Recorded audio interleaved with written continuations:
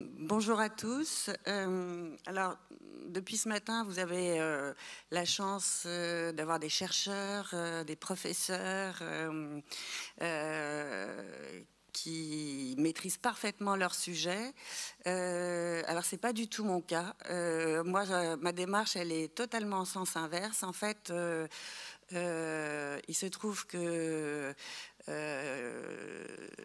j'ai la chance de vivre dans un lieu depuis 10 ans, et c'est depuis que je suis sur ce lieu que je me questionne de façon tout à fait empirique et que j'avance de façon intuitive au gré des rencontres, comme aujourd'hui d'ailleurs, puisque c'est tout à fait par hasard qu'on s'est rencontrés avec Jacqueline, exactement.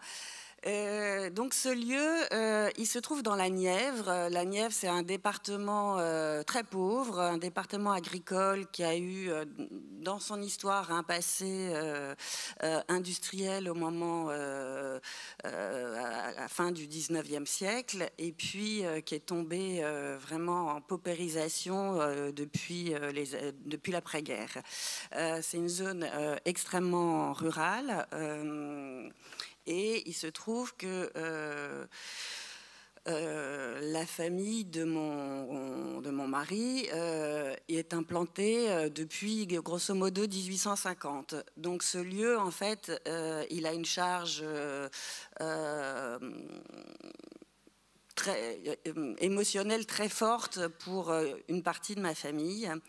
Et il était, à la fin du 19e, constitué de environ 300 hectares, ce qui est quand même pas rien. Et puis au fil des héritages, il a été morcelé. Et quand nous, on a racheté à la génération d'au-dessus, il y a 15 ans, on a pris en charge donc 60 hectares. Alors, sur ces 60 hectares, on a mis en place un nouveau projet agricole. En fait, le grand-père d'Antoine est décédé très, très, très âgé, et les 30 dernières années, il n'exploitait plus rien. Donc, on a eu la chance de pouvoir bénéficier de terres qui étaient totalement non polluées. Donc, on a tout de suite mis en place du maraîchage.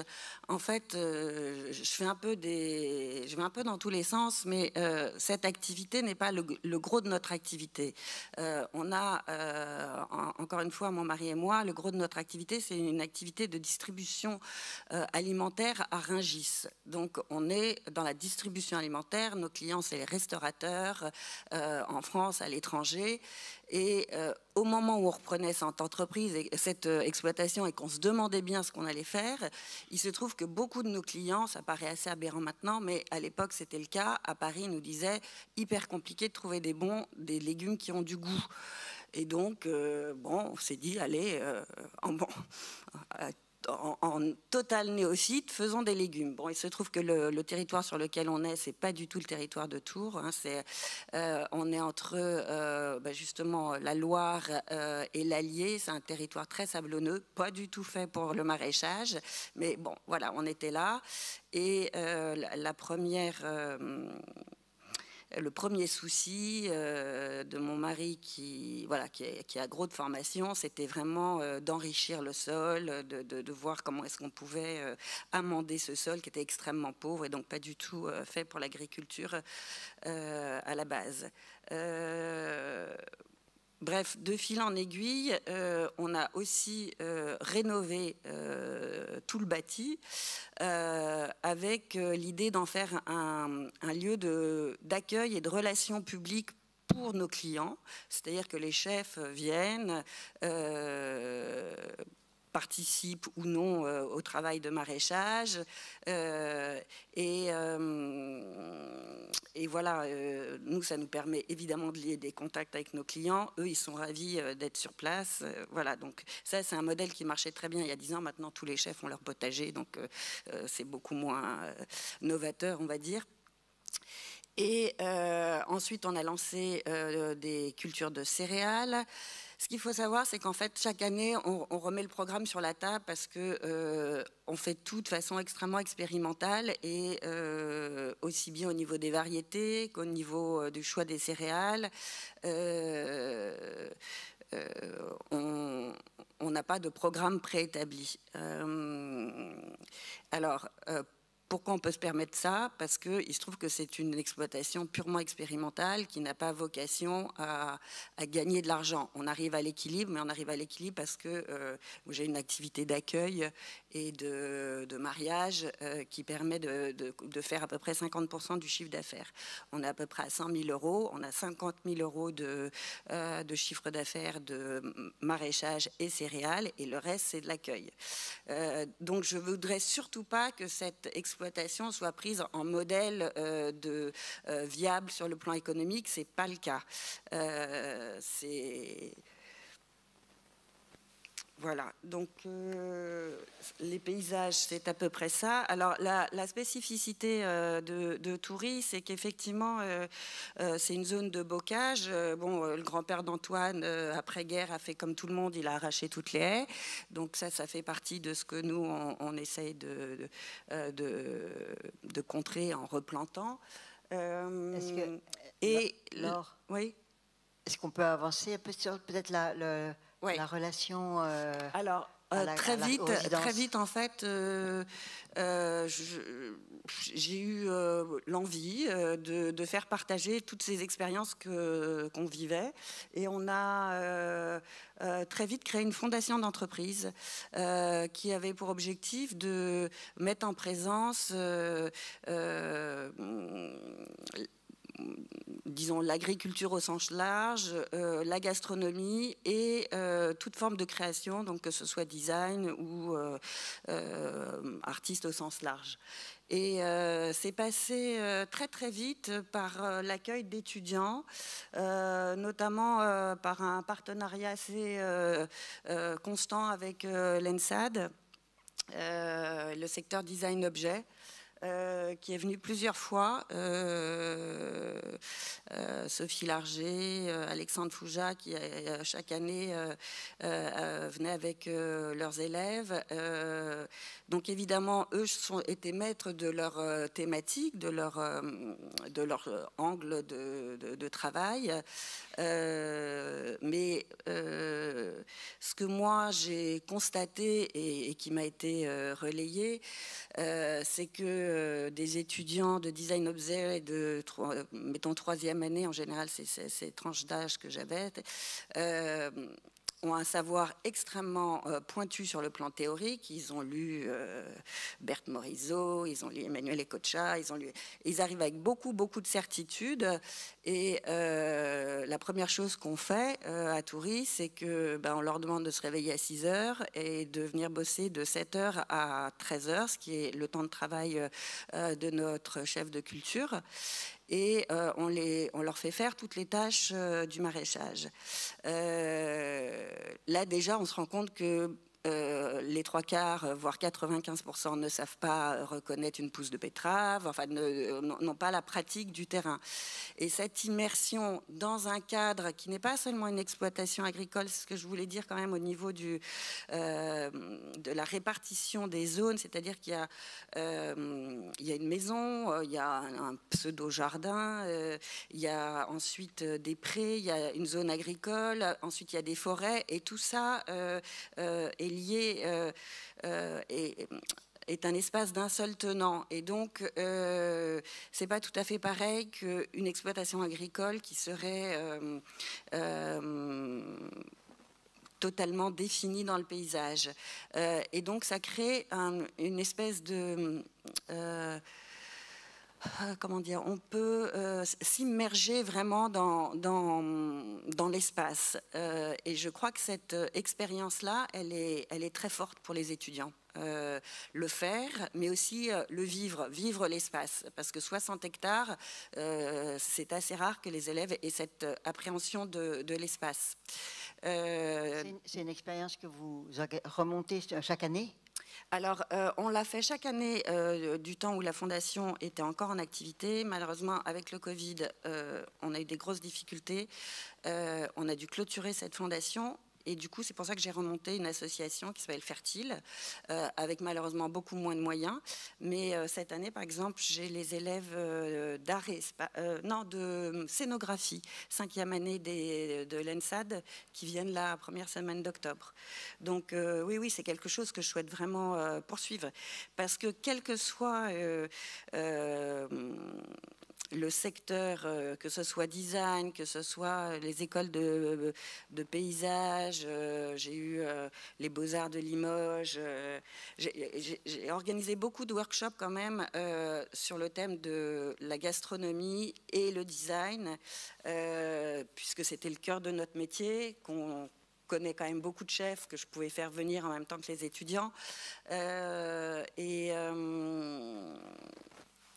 Là, je vais vous montrer. Bon, ça, c'est grosso modo ce que les élèves découvrent. Alors, je suis vraiment désolée, mais il faut qu'on arrête Ouais, alors, on a mis en place un prix qui était doté de 2 000 € pour permettre aux gagnants de financer le prototype de l'objet qu'il avait conçu.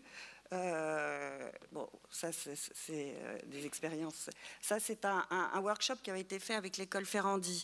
Pour les élèves de design objet, c'était vraiment intéressant de travailler avec des élèves de cuisine, formation totalement différente, esprit totalement différent, mais potentiellement des gens avec qui ils vont travailler dans l'avenir. Et c'était une confrontation assez olé-olé, pour être honnête, pas toujours facile. Mais bon, voilà, c'est un workshop sur le thème de la conserve. Les étudiants de l'ENSAV s'étaient intéressés aux contenants et les élèves de Ferrandi aux recettes. Voilà. Ça, c'est un workshop avec l'ENSAD, avec l'ESAD de Reims. Donc aussi, on les emmène toujours à Rungis pour voilà, qu'ils aient une compréhension de toute la chaîne alimentaire. Alors, peut-être, est-ce qu'on a le temps de montrer un tout petit peu, ça c'est un workshop justement de l'ESAD de Reims qui portait sur le transport du vivant, comment est-ce que par le biais du transport on peut magnifier la production, c'est-à-dire bon, évidemment qu'elle arrive dans les meilleures conditions possibles, mais que la façon d'emballer, de porter soin à la marchandise montrait le soin que nous on avait porté à la culture de ces légumes. Est-ce que on pourra couper parce que c'est eux qui avaient fait cette vidéo. Bon, on peut en penser ce qu'on veut sur mais c'est assez intéressant.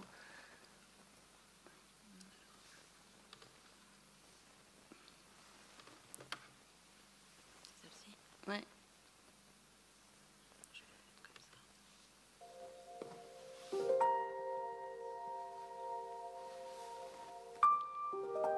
Et si je veux couper parce que c'est long ?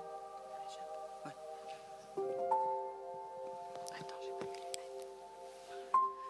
Donc là, en fait, nous, on travaille sur sol vivant et on met beaucoup de BRF sur nos cultures.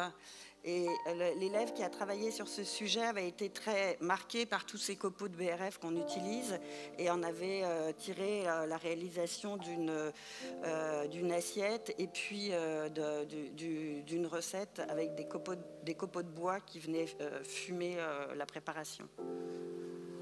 Donc ça, c'est le type de travail que des élèves de design culinaire de l'ESAD de Reims ont pu mettre en place. Ça, c'est un travail sur les mousses. Et bon, il y a des forêts, il y a beaucoup de mousses. Et l'idée, c'était de transporter justement transporter les légumes sur des mousses et donc d'avoir une mise en culture de mousse pour que nos légumes arrivent sur la paillasse de nos clients avec voilà, ce système qui garde à la fois l'humidité, qui les protège, et puis en même temps qui est quand même une espèce de bout de nature qui arrive dans une cuisine de restaurant parisienne.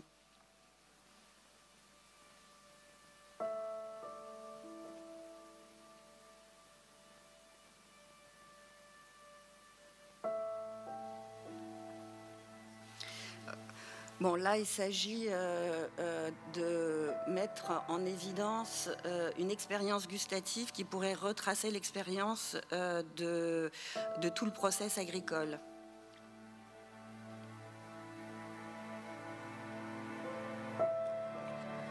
J'allais poser la question effectivement de la relation qu'il y avait entre les étudiants là et les équipes agricoles. Ah bah, en fait, dans la journée, alors on les fait pas, l'idée c'est pas qu'ils viennent à Toury pour faire du maraîchage à la place de nos 2 salariés, mais la pratique d'une demi-journée, et pour eux c'est déjà, ils sont épuisés, hein, en général, leurs idées sur la vie à la campagne changent un peu du tout au tout après 6 heures de maraîchage. Donc c'est vraiment un partage de savoir et de compétences, hein. Il y a un lien certain avec Fanny et son vélo, là. Oui. Je plaisante un peu.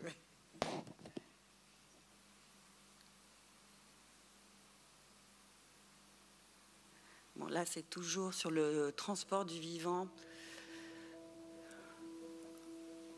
Ouais.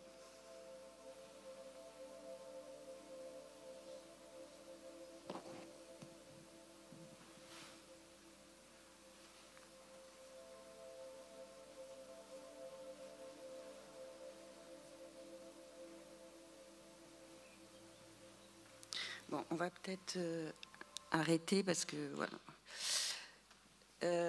Donc ça, c'est le dernier workshop que j'ai pu mettre en œuvre dans le cadre de la Fondation. Et depuis que j'ai créé cette association fertile, je me suis un peu recentrée sur plutôt le travail d'artiste, par l'accueil d'artistes en résidence. Je tiens absolument à ce que les artistes aient une dotation. Et donc, pour financer cette dotation, j'organise une fois par an une exposition à Paris avec des artistes, on va dire, art écologique. Bon, c'est un mot très, très ouvert et même un peu pompeux que j'aime pas forcément, mais disons que ça permet de faire simple. Alors, c'est pas du tout mon métier, j'ai pas vocation à être galeriste, mais en tout cas, ça me permet d'accueillir deux artistes par an avec une dotation de 2 000 € chacun. Ces artistes font ce qu'ils veulent sur place, ils sont pas du tout obligés de créer une œuvre in situ, ils peuvent, mais c'est pas du tout une obligation. Ça peut être une résidence de recherche. Par contre, j'organise une exposition de restitution, malheureusement à Paris pour l'instant, parce que je suis dans un lieu en pleine désertification. La moyenne d'âge du village où je me trouve, c'est peut-être 70 ans, 112 habitants.